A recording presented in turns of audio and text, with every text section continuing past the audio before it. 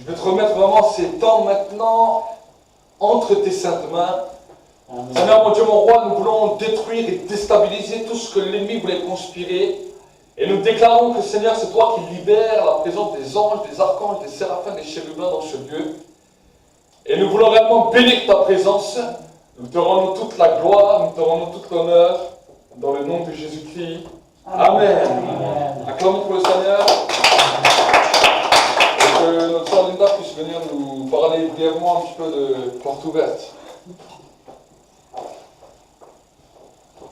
Bonsoir tout le monde. Bonsoir. Alors, j'ai eu Émilie Pierre au téléphone, qui est la personne qui s'occupe de toutes les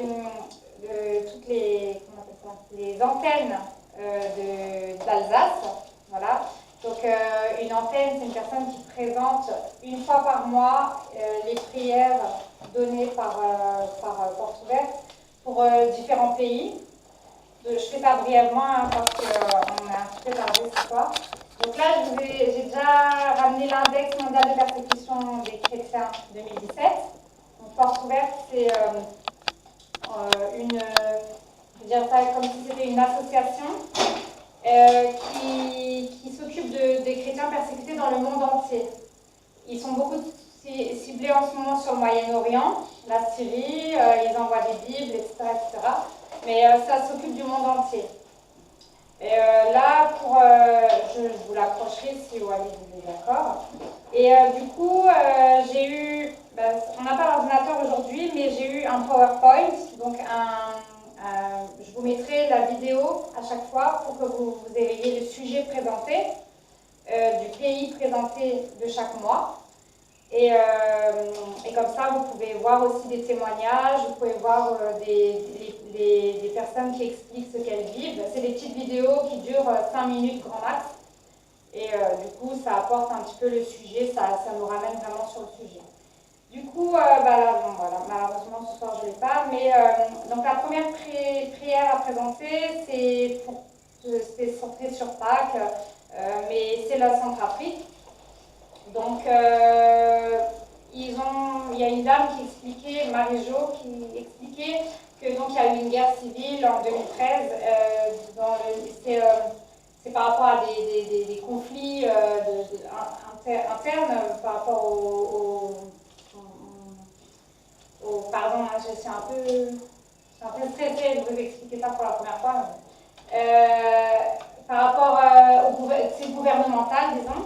Et du coup, les personnes expliquent qu'il y a une ethnie, c'est à majorité musulmane, ça s'appelle la Seleka, qui s'attaque beaucoup aux femmes, encore maintenant, même si ça s'est apaisé, si la guerre s'est apaisée, si les tensions sont apaisées, cette ethnie attaque beaucoup les femmes chrétiennes dans toute la Centrafrique. Et du coup, Porte Ouverte demande vraiment la prière pour ces femmes. Il y a toujours 3 sujets qui sont donnés pour les prières. Donc c'est déjà pour prier pour que le groupe cesse de vouloir détruire le pays, les vies de ces personnes. Et aussi qu'on demande au Seigneur de pouvoir visiter ces femmes et qu'elles puissent retrouver une identité, parce que souvent ce sont des femmes qui sont violées. Des petites filles aussi, il y a une dame qui témoignait, qui expliquait que sa petite fille s'est fait violer devant elle et qu'après, du coup, son mari l'a répudiée. Donc, comme on sait, hein, les traditions africaines, le mari souvent répudie la femme parce que elle est sale, elle est laissée, quoi. Elle est laissée parce que, voilà, parce qu'il ne peut plus la toucher, quoi. C'est des femmes et les enfants. Eux, ils n'ont plus le droit d'accéder aux communautés. Souvent, ces femmes, en fait, elles tombent enceintes, malheureusement. Et les enfants, ils sont exclus des communautés.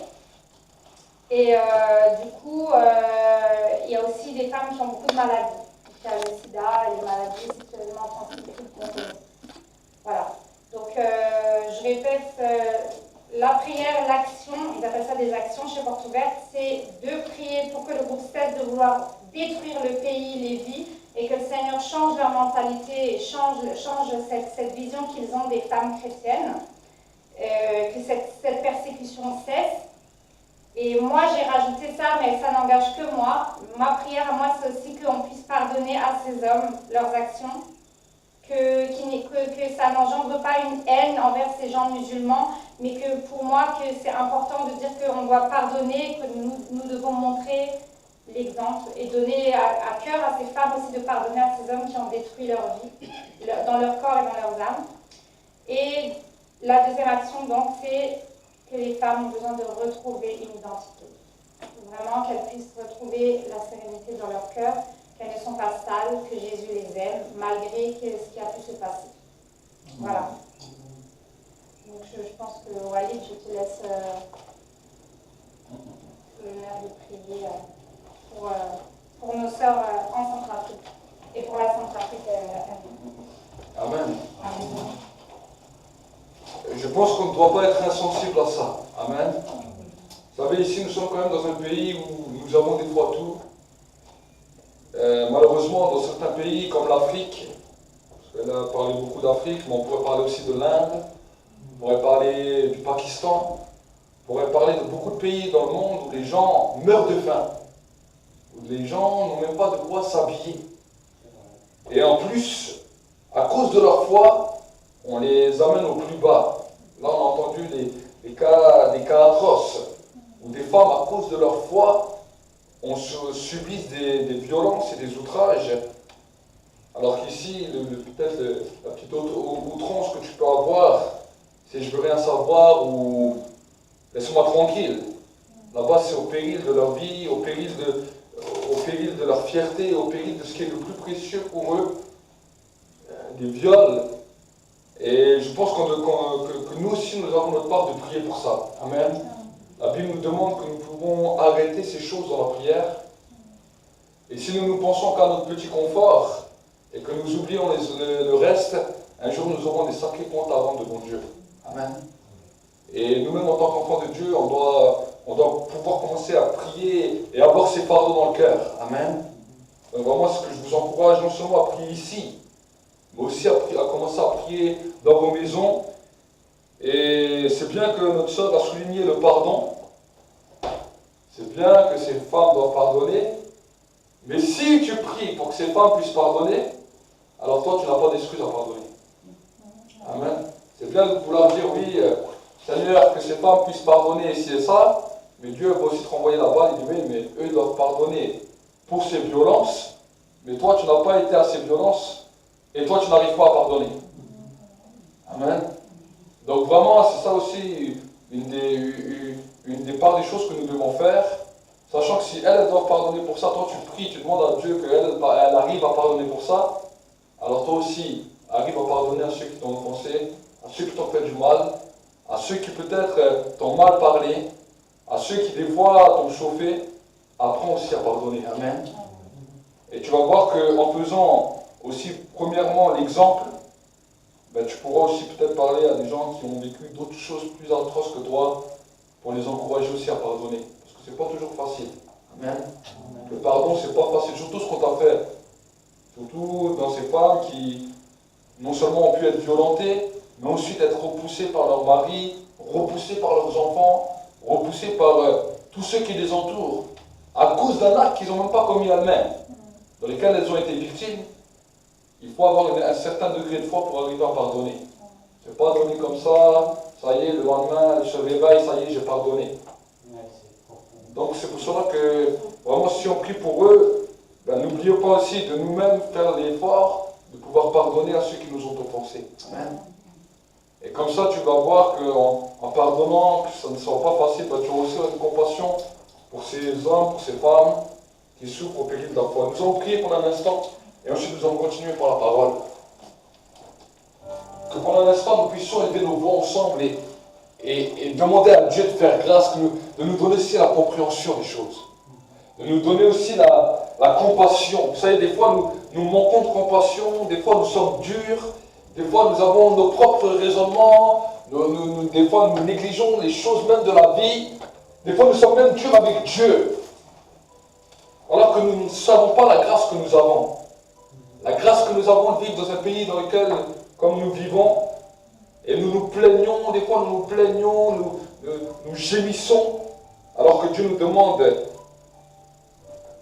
pouvoir prier, de pouvoir avoir compassion pour ceux vraiment qui souffrent, alors que nous sommes dans un pays où il fait beau vivre. Prions ensemble pendant un instant. Élève chacun ta voix, ta place. Si tu veux te lever, lève-toi. Mais pendant un instant, nous puissions prier vraiment de tout notre cœur et que tu puisses élever ta voix. Vraiment, élève ta voix devant Dieu avec tes propres mots à toi. Et ne regarde ni à droite ni à gauche, mais prie. Merci Père de gloire pour ta grâce. Seigneur, nous voulons vraiment encore venir devant toi ce soir. Et nous te demandons, Seigneur, mon Dieu, mon roi, que c'est toi qui nous donnes un cœur qui a de la compassion, un cœur compréhensif, un cœur, Seigneur, mon Dieu, mon roi, qui est plein d'amour pour ces hommes, ces femmes qui souffrent.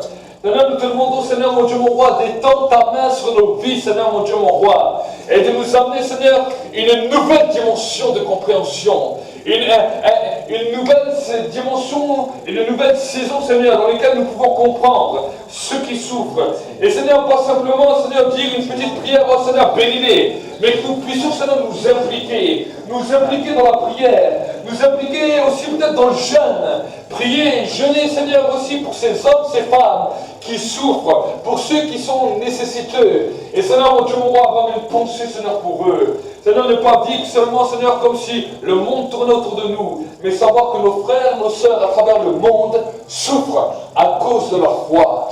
Seigneur, nous te demandons, Seigneur, que tu impactes cela dans nos vies. Tu impactes cela dans nos pensées, tu impactes cela dans nos raisonnements, et que Seigneur, quelque chose de nouveau puisse commencer à se produire dans nos vies, qu'un temps nouveau puisse commencer à se produire, que Seigneur, des hommes, des femmes commencent à se lever avec des fardeaux nouveaux, Seigneur, et que Seigneur, mon Dieu, mon roi, des hommes, des femmes puissent se lever avec une compassion nouvelle, un espoir nouveau, une saison nouvelle, pour la gloire de ton nom. Seigneur, nous voulons réellement te bénir, nous voulons réellement te remercier, nous voulons réellement t'exalter pour tous ces temps, et nous te bénissons dans le nom de Jésus. Amen. Amen.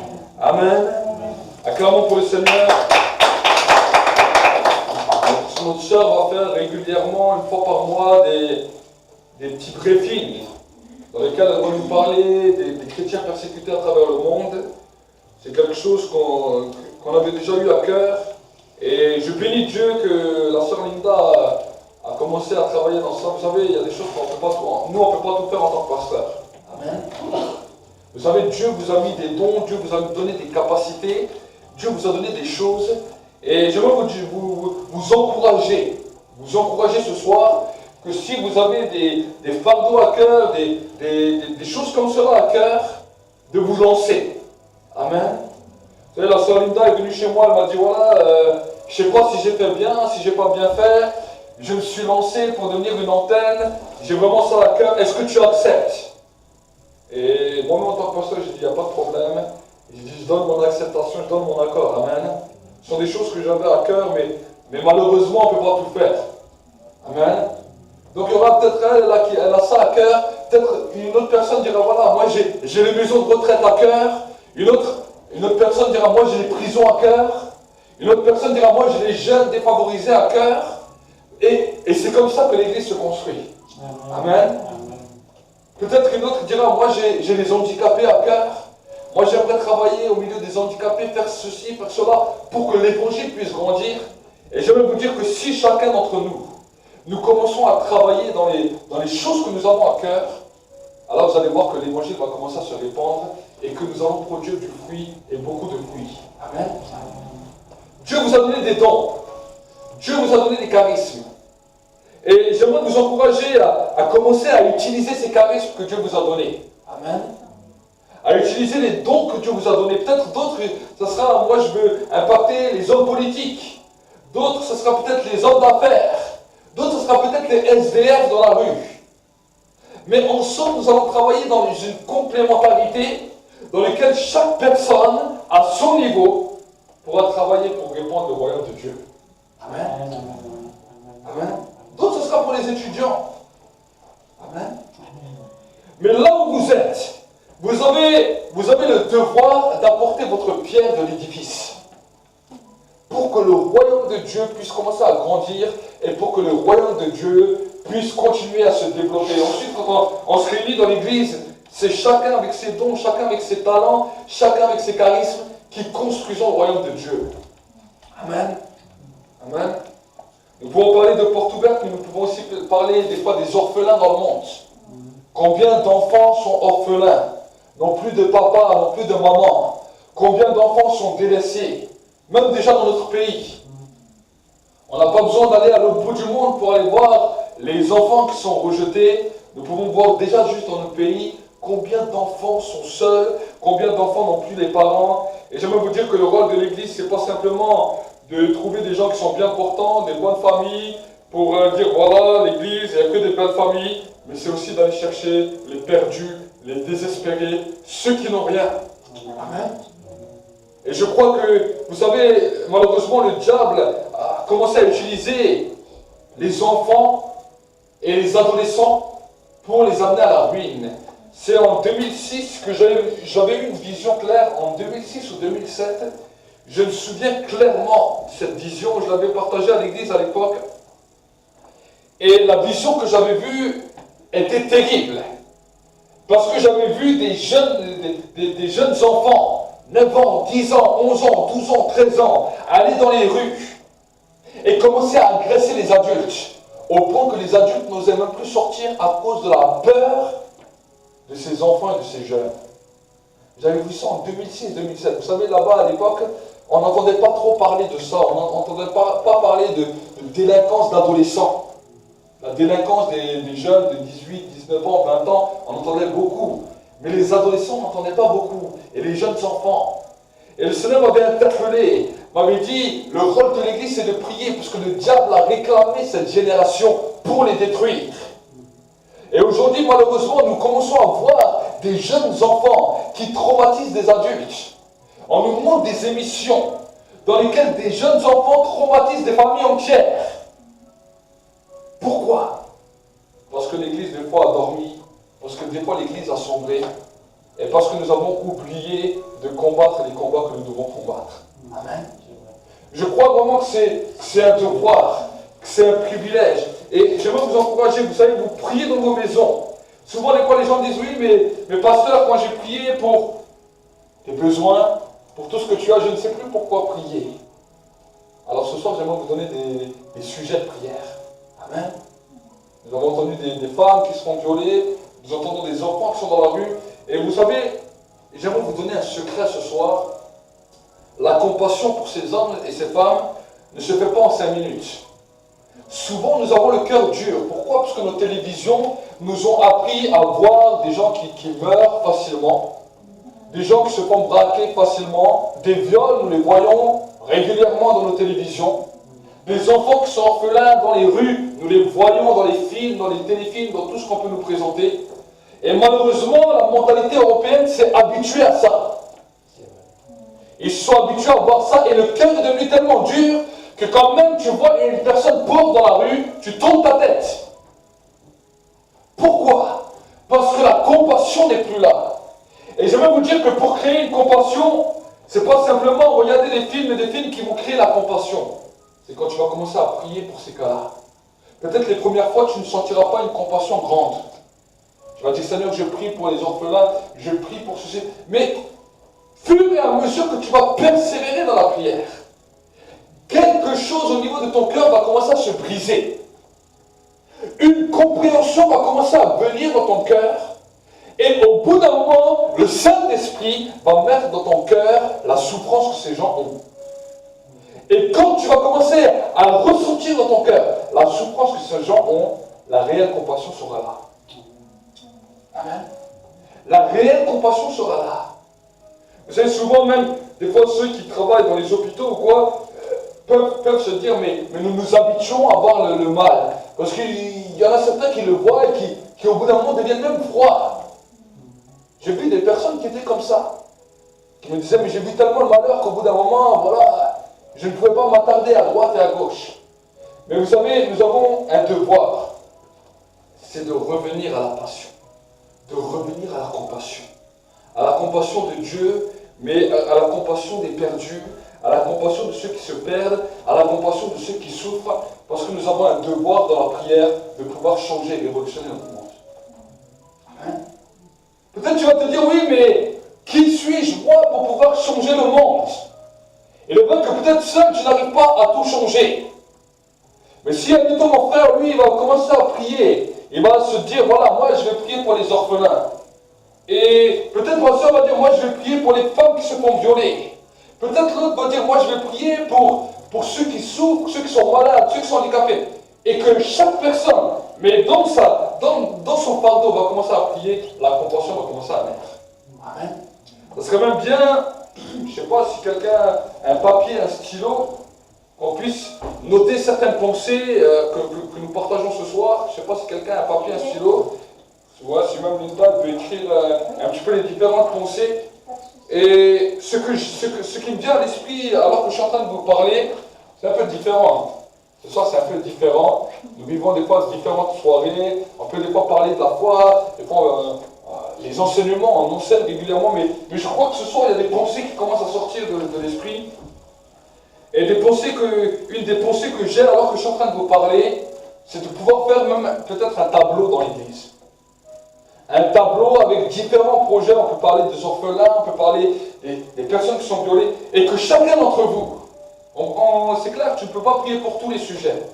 Mais chacun d'entre vous qui est ici ce soir, ou peut-être sur le net, qu'on pourra peut-être même mettre ce tableau sur le site internet, chacun d'entre vous, vous pouvez prendre un des fardeaux qui sont écrits.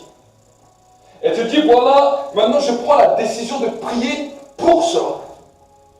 Chaque jour.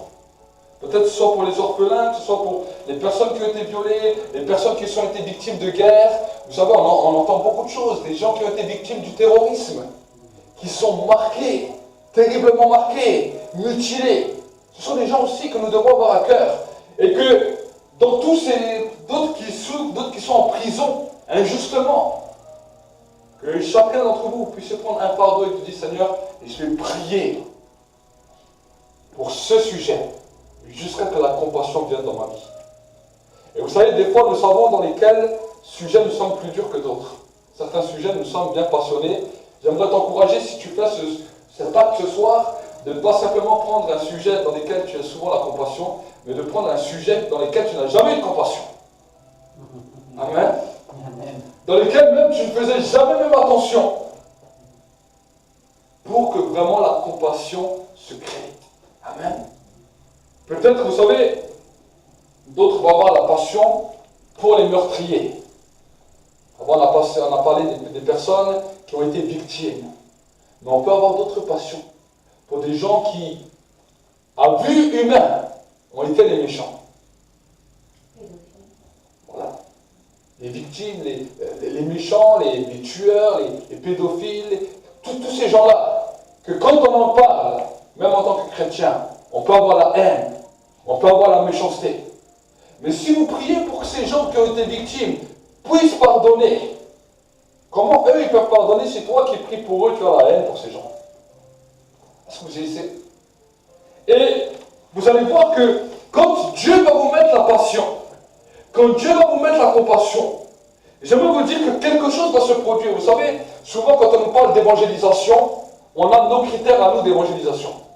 Alors on va voir les personnes qui s'entendent avec nous, les personnes qui ont des affinités avec nous, les personnes que nous-mêmes on croit, ah non, cette personne, Dieu va l'appeler, et on va parler à cette personne, mais bien souvent on remarque que les personnes que nous on pensait quand on va leur parler, c'est un fiasco total.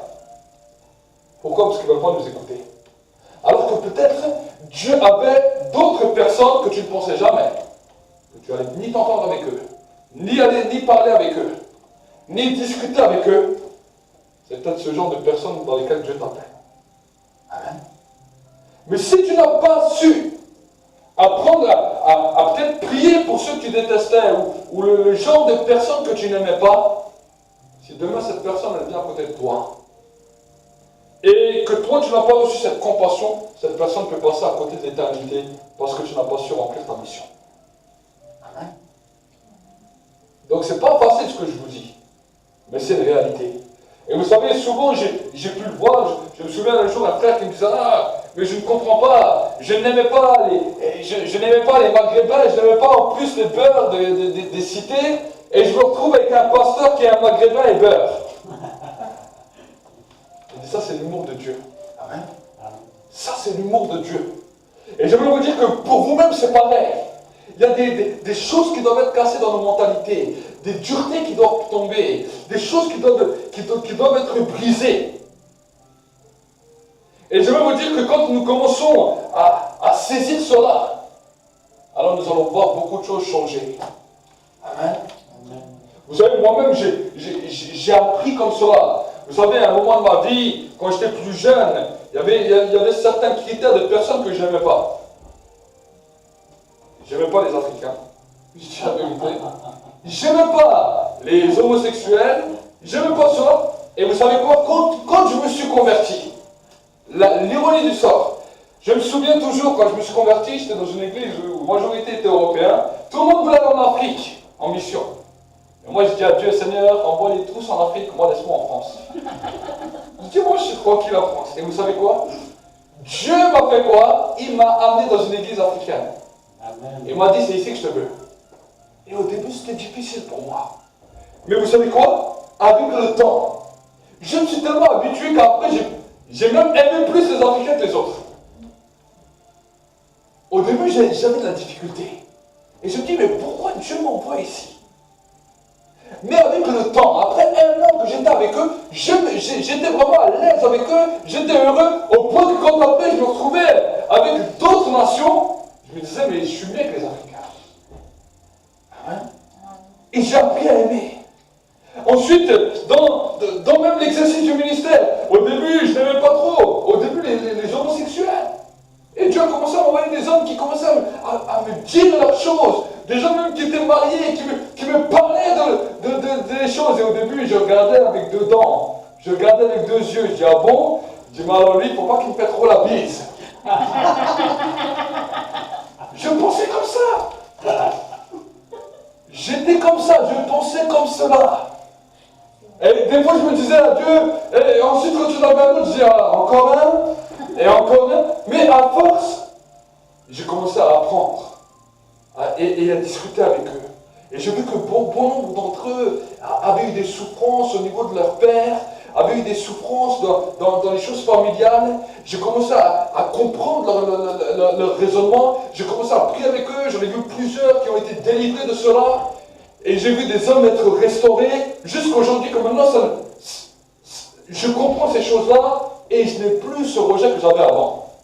Amen. Mais ça a dû être un apprentissage.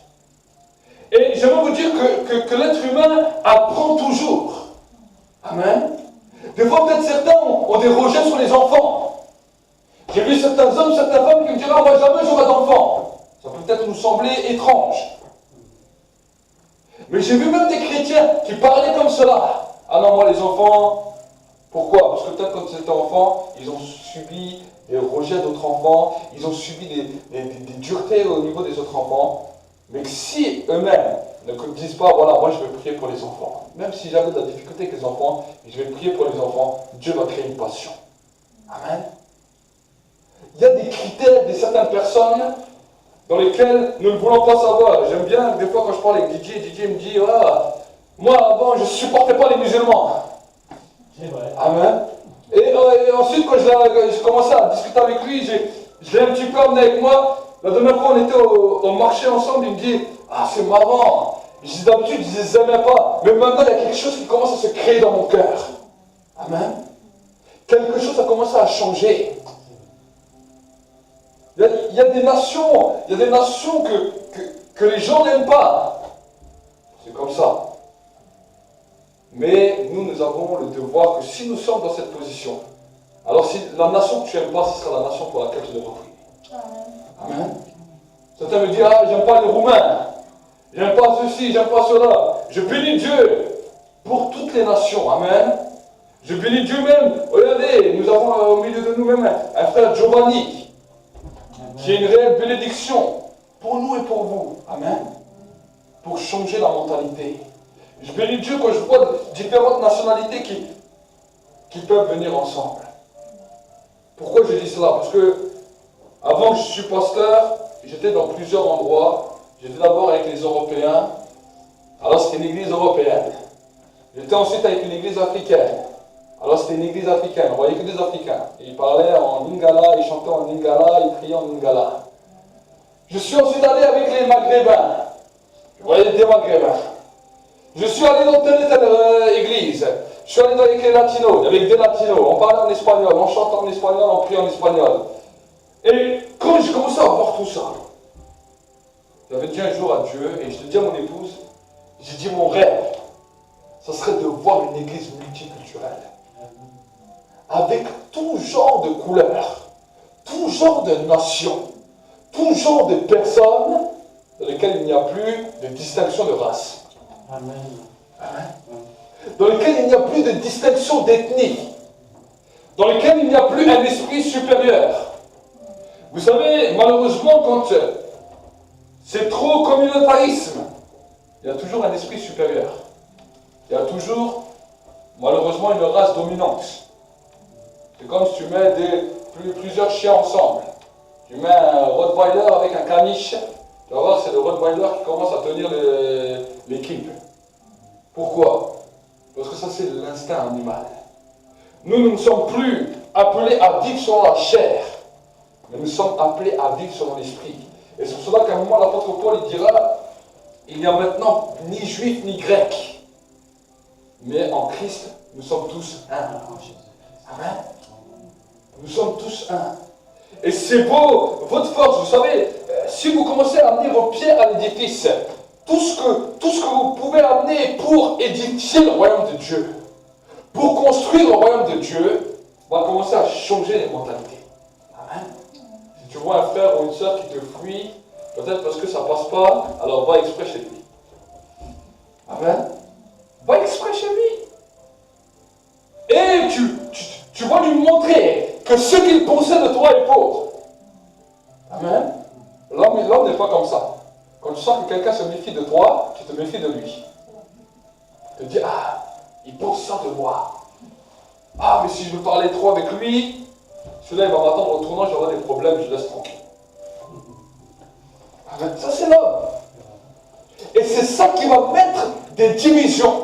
C'est ça qui va mettre des problèmes. Vous savez, Jésus a dit quelque chose de particulier. Il a dit, c'est à l'amour que vous aurez les uns pour les autres qu'on reconnaîtra que vous êtes vraiment mes disciples. Amen. Jésus pouvait dire à Judas, ami. Est-ce que vous saisissez? Quelqu'un qui vient de trahir, quelqu'un qui vient de vendre 30 pièces d'argent, quelqu'un qui vient de le livrer à la mort, il le traite d'ami. Est-ce que vous saisissez? Il lui dit, mon ami, fais ce que tu as à faire. Et nous ne sommes pas ni livrés à la mort, ni vendus. Déjà, quelqu'un nous fait une erreur, nous fait un problème, on monte dans le tour. Amen. Donc vraiment, c'est vraiment cette pensée que j'aimerais vous partager pour que nous puissions avancer. Amen. La Bible nous dira dans le livre de Hébreux 11, « Or la foi, c'est l'assurance des choses qu'on espère, une démonstration de celles qu'on ne voit pas. C'est à cause d'elle que les anciens ont reçu un bon témoignage.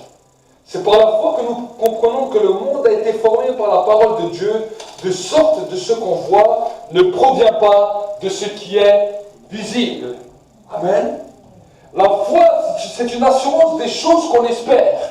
Et c'est aussi une démonstration de celles qu'on ne voit pas. Il y a certaines choses qu'on ne voit pas. Il y a certaines passions, compassions qu'on ne voit pas. Mais la foi va nous permettre de les amener à la matérialisation. Amen. Vous rêvez tous d'avoir un monde magnifique. Un monde où il n'y a pas de problème. Un monde où il n'y a pas de soucis. Un monde où tout le monde s'aime. Malheureusement, quand on regarde notre monde autour de nous, c'est pas ça. C'est tout le contraire. Que les problèmes. Tout le monde se déteste. Tout le monde se marche dessus. Pourquoi? Parce que la corruption a commencé à impacter la mentalité humaine. L'homme a été impacté par une mentalité qui l'a ruiné. Et quand le Saint-Esprit vient, il veut amener un changement à cela. Il veut amener une paix, une joie, une assurance. Et pour cela, il va commencer à casser les choses qui étaient enfouies en toi. Amen. Il y a des choses qui ont été enfouies en nous, que nos parents nous ont inculquées, Ils nous ont dit, ah, telle personne, il ne faut jamais parler avec, telle personne, genre de personne, il ne faut jamais avoir des contacts avec eux. Et on a commencé à créer des classes, sans nous en rendre compte. Mais Dieu veut casser ces choses, pour que nous-mêmes nous puissions comprendre cela et vraiment l'idée du tableau. Est-ce que ça vous plaît l'idée du tableau? Amen. Est-ce que ça vous plaît? Est-ce que vous voulez rentrer dans cette dimension de pouvoir changer vos mentalités? Les gens peut-être que vous détestez les plus, prends ce groupe et dis Seigneur, je décide de commencer à pouvoir prier pour eux. Alors c'est vrai que peut-être les premières fois, tu auras du mal. Peut-être pendant 1 mois, 2 mois, 3 mois. Je dis mais Seigneur, je consacre du temps à prier pour des gens que j'aime pas. Je consacre du temps à peut-être jeûner pour les personnes que je déteste. Mais tu vas voir qu'au bout d'un moment, Dieu va casser ça et quelque chose va grandir en toi. Amen. Amen. Dieu veut changer nos mentalités. Dieu veut changer nos raisonnements. Et celui qui me dit que parce qu'il a accepté Christ, il accepte tout le monde du jour au lendemain, j'aimerais vous dire que ça, c'est le plus grand des menteurs. C'est impossible. Je me suis converti au début. Quand je me suis converti, ma révélation était puissante du Christ. Mais pourtant, quand je voyais les gens, j'avais toujours mes mauvaises mentalités, mes mauvais raisonnements. Je n'aimais pas vraiment les gens. Et j'ai commencé à apprendre à accepter de changer avec Christ. Amen. J'ai commencé d'abord à bénir les gens. Et ensuite, j'ai béni certains peuples. J'ai commencé à bénir certaines nations. J'ai commencé à discuter avec des gens que jamais j'aurais discuté avant. J'ai accepté de faire cela. J'ai accepté de prier avec des gens que jamais je n'aurais parlé avant. Et j'ai vu que Dieu a commencé à changer ma mentalité. Dieu a changé mon raisonnement. J'ai commencé à voir des gens qui étaient extraordinaires en face de moi et dans lesquels je me dis, mais quel méchant en vrai j'ai. Amen. Il y a des personnes qui sont extraordinaires autour de vous, mais vous ne le voyez pas à cause des choses mauvaises que vous avez dedans. Amen. Et ce sera un apprentissage perpétuel. Dieu ne vous laissera jamais en compagnie de toutes les personnes que vous aimez bien. Il vous mettra toujours avec des gens que vous n'aimez pas. C'est ça l'humour de Dieu. C'est pour cela que quand les gens se convertissent, ils ne comprennent pas. Ils disent, ah bon, j'avais plein d'amis, tout d'un coup Dieu me met avec des gens que je n'aime pas, des gens qui ne m'écoutent même pas, des gens qui ne veulent rien savoir. C'est là l'apprentissage de Dieu. Amen. Avant, on veut t'amener dans un endroit où toi tu ne comprends pas pour changer ta mentalité. Amen. Amen. Donc c'est pour cela que souvent Dieu t'expatrie, t'éloigne. Vous savez, pour moi, c'était difficile de venir au Bahreïn. Je détestais le Bahreïn. Je me souviens un jour, avant que j'étais fiancé avec Christelle, je ne connaissais même pas Christelle, j'étais venu pour faire une évangélisation à Strasbourg. J'étais habitué à évangéliser à Mulhouse. Je voyais des gens toute la journée que j'aimais beaucoup. J'aimais cette ville, je la sillonnais en long, en large, j'aimais là-bas. Un jour, je me souviendrai toujours, je suis venu pour un week-end, parce qu'il y avait un homme de Dieu qui était là, j'étais venu à Strasbourg. Et avec l'équipe qu'on était, on a commencé à faire des évangélisations à la gare, un petit peu dans les parcs, un petit peu partout. Et quand, comme les gens m'ont reçu, j'ai dit, j'aime pas cette ville. Je suis rentré chez moi à Mulhouse. J'ai dit à Dieu, merci que tu m'as jamais envoyé à Strasbourg. Je n'irai jamais dans cette ville, laisse-moi à Mulhouse, je suis heureux. J'ai dit ça à Dieu. Quelques mois plus tard, je rencontre une Barinoise et je me fiancie avec elle et je déménage au Bahreïn. Et quand j'ai voulu venir au Rhin, Dieu m'a dit, tu restes ici. Dieu m'a dit, tu restes ici. J'ai combattu plusieurs fois. J'ai dit, mais Seigneur, je n'aime pas la mentalité d'ici. Il me dit, tu restes ici. Tu restes ici. Amen. Jusqu'à aujourd'hui. Je peux remonter là-bas. Je peux faire des réunions là-bas. Je peux voir comme ça une réunion remplie de personnes qui viennent.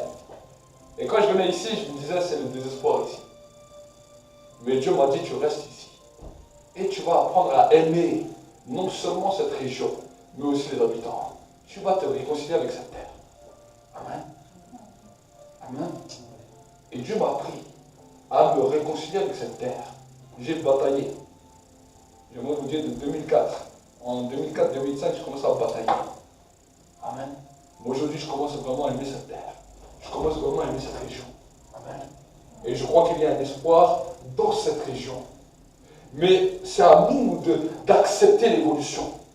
Vous savez, la vie avec Dieu n'est pas simplement une vie religieuse dans laquelle on vient à l'église, on se dit bonjour, bonsoir, on chante un peu ensemble, on prie un peu ensemble, on écoute une belle prédication et on rentre chez nous.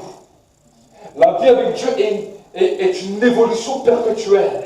Dieu veut t'amener dans un niveau d'évolution, une évolution dans la relation avec Dieu. Ta relation avec Dieu doit devenir toujours plus forte, toujours plus puissante, mais aussi ton évolution dans ton comportement, ton évolution dans ta personnalité, ton évolution dans l'appréciation des choses. Amen. Le français a toujours l'apparence d'être un grand boudeur, un grand râleur, une personne qui se plaint toujours. D'autres nations n'ont pas ça. Mais ici en France, le problème du français, c'est qu'il râle toujours, il n'est jamais content de ce qu'il a. Il veut toujours ce que le voisin a, ce que les amis ont. Et Dieu veut commencer à nous apprendre à apprécier les choses. Amen. Amen. Dieu veut commencer à nous faire comprendre que nous devons évoluer. Évoluer avec lui, évoluer avec nous-mêmes, évoluer avec nos prochains, évoluer avec notre environnement. On a parlé la semaine dernière du caractère. Des choses des fois qui dans nos caractères bloquent des fois même notre entourage. Nous avons tous nos caractères plus ou moins durs.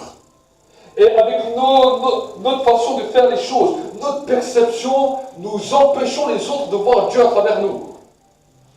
Amen. Ça nous arrive à tous. Mais le principe de l'évolution avec Dieu, c'est de pouvoir accepter que Dieu puisse travailler en nous pour que nous changions de mentalité. Nous devons commencer à changer de mentalité, à changer de raisonnement. Et je l'avais dit, j'ai dit souvent, les personnes qui nous voient le plus près voient nos vrais caractères. Surtout quand les gens sont mariés, ou les gens vivent dans la même maison, ou les parents avec les enfants, où là tu vois les vrais caractères de la personne. Si même dehors il va dire bonjour à tout le monde avec un grand sourire, ou tout le monde va dire ah mais quelle gentille dame, quelle gentille femme, dans la maison, c'est cela qui vont dire la véritable personne que c'est.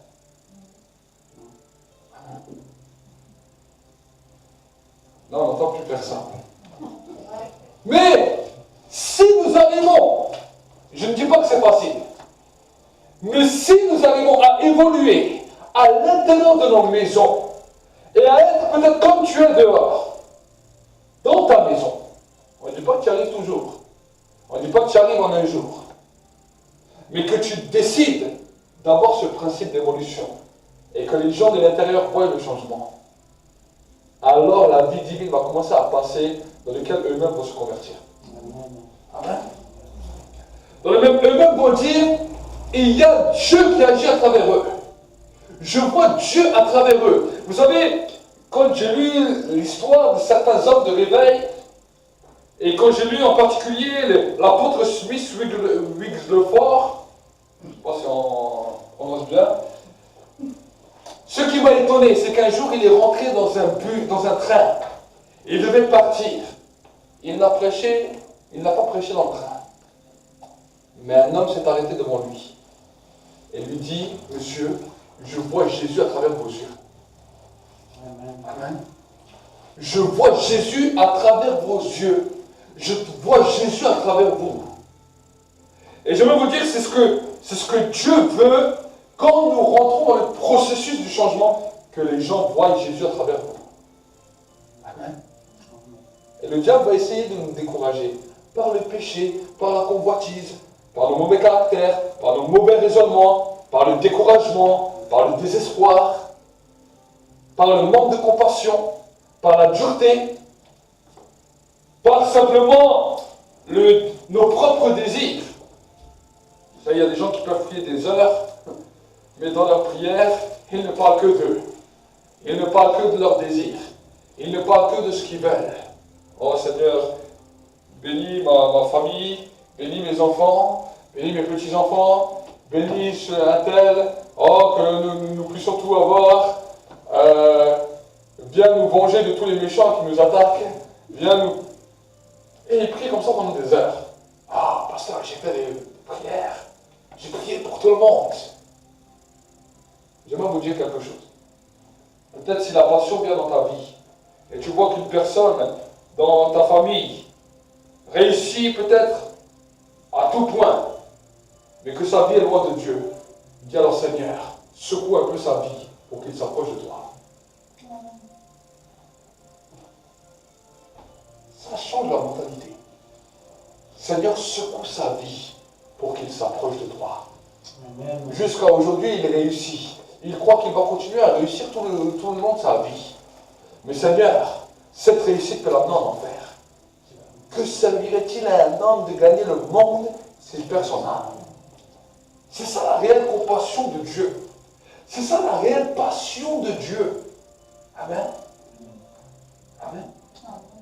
Mais nous, souvent, nous avons nos propres pensées, nos propres... Mais un jour, Dieu nous demandera des comptes. Tu m'as demandé que je le bénisse, je l'ai béni. Mais combien de fois m'as-tu parlé sur son âme? Combien de fois m'as-tu parlé sur son éternité? Combien de fois as-tu pleuré parce qu'il était loin de moi? Ah, mais Seigneur, tu sais, je lui ai parlé, il n'a rien voulu savoir. Mais est-ce que tu m'as demandé que je puisse secouer sa vie? Au contraire, tu m'as demandé de le combler de bénédictions. Est-ce que nous avons une responsabilité. Nous avons un devoir. Nous avons parlé avant des personnes peut-être qui font des violences. Oui, nous devons prier pour que les gens qui subissent les violences puissent pardonner. Nous devons prier pour pouvoir aimer ces gens. Mais nous avons aussi le devoir dans la prière de dire, Seigneur, arrête ces gens. Arrête-les dans leur méchanceté. Amen. Secoue-les. Que nous puissions les aimer, mais que tu les arrêtes. L'apôtre Paul a été arrêté parce que l'Église savait prier. L'apôtre Paul était un homme qui tuait les gens à cause de leur foi, qui les amenait devant les tribunaux, qui les amenait en prison, qui les faisait blasphémer. Mais l'Église priait non seulement pour lui, mais il demandait aussi à Dieu de l'arrêter. Et la Bible nous dit qu'il a été arrêté.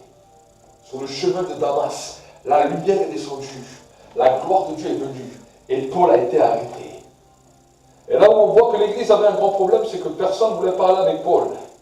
Le seul qui avait la réelle passion, c'était Barnabas et Silas, qui allaient prier pour lui rendre la vue. Vous imaginez un persécuteur, Dieu te demande d'aller prier pour lui rendre la vue. Quelqu'un qui a violé, quelqu'un qui a fait des choses. Dieu te dit, voilà, cet homme a changé, viens te parler en vision. Il te dit, cet homme a changé, va prier pour lui et tu lui imposes les mains, il va retrouver la vue. Si tu n'as pas la compassion, jamais tu le feras. C'est toi qui vas devoir le baptiser. Et si les gens vont poser des questions, tu dis, c'est moi qui ai baptisé celui que vous détestez tous. Amen. Si tu n'as pas la compassion, jamais tu arriveras. Silas avait eu cette compassion. C'était le seul. Parce que la Bible nous dit que même après l'apôtre Paul, quand il commençait à aller dans les églises, tout le monde se méfiait de lui. Tout le monde, personne ne voulait parler avec lui. Barnabas, lui, a décidé de pouvoir marcher avec lui au-delà de tout ce que les gens disaient, parce qu'il avait reçu la compassion. Amen. Amen. Mais cette compassion ne s'est pas créée comme ça en un coup, en un clin d'œil. C'était des hommes qui, dans la prière, ont su changer les choses. Amen. La véritable prière, c'est dans la situation, tu vas voir que les gens ont changé de leur pensée, les gens ont changé leur raisonnement, tu dis là, il y a eu un travail de Dieu. Amen. Si tu pries simplement pour les choses qui te plaisent, pour les choses qui te font plaisir, là, tu ne vois pas l'évolution. Mais si tu vois une évolution dans ta vie, dans les choses que tu n'arrivais pas avant, alors tu dis là, il y a un travail de Dieu. Amen. Que les gens commencent à le voir, que tes amis commencent à le voir, que les gens de ta famille commencent à le voir. Vous savez, souvent ça me fait plaisir quand les gens me disent, qui me connaissaient avant, qui me disent, je vois que dans ta vie, il y a eu un changement.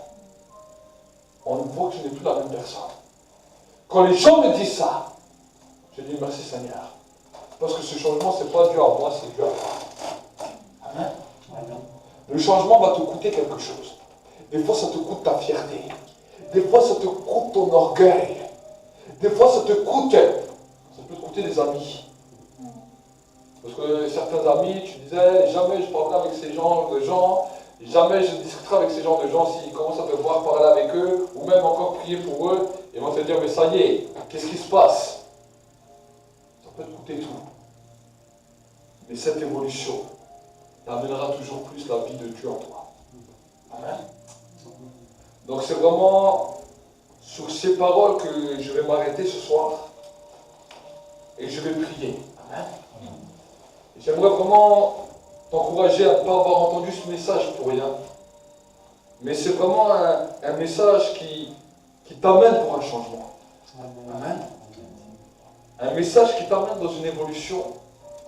Et vraiment, Dieu voulant, on va essayer de faire vraiment ce tableau dans lequel j'aimerais vraiment que vous puissiez rentrer dans cette dimension. Chaque étape de l'Église est une nouvelle dimension, est un nouveau temps, est une nouvelle saison. Et je crois que l'année qui vient est une année de changement perpétuel. Chaque week, nous allons vivre changement sur changement. Des fois, nous pouvons vivre une soirée prophétique. D'autres fois, nous pouvons vivre un temps de repentance. D'autres fois, nous pouvons vivre un temps de changement, un temps de transformation. D'autres fois, ça peut être un temps de bénédiction, un temps où nous sommes bénis. Amen.